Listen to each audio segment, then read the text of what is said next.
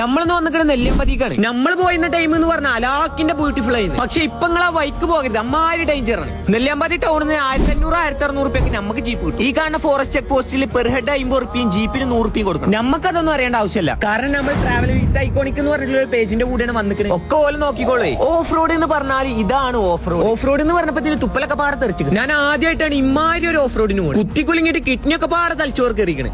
ഒരു 2 സെക്കൻഡ് ഇട്ടോ, ഒന്ന് ആറ്റിറ്റ്യൂഡ് ഇടട്ടെ. ഇതാണ് മിന്നംപാറ. ഏതാ വൈബോ കണികള്. അവിടെ കുറച്ചേരം ഇരുന്ന് പിന്നെ ഞങ്ങൾ യാത്ര തുടങ്ങി. പിന്നെ നമ്മൾ പോയത് മാട്ടുമലയെന്നു. ഇവിടെയാണ് അടിപൊളി. കോട കാരണം ഒരു കിണ്ടിയും കാണണ്ടെന്നില്ല. കുറച്ചേരം 2 ഉണക്കമുന്തിരി സ്റ്റെപ്പ് ഇട്ട്.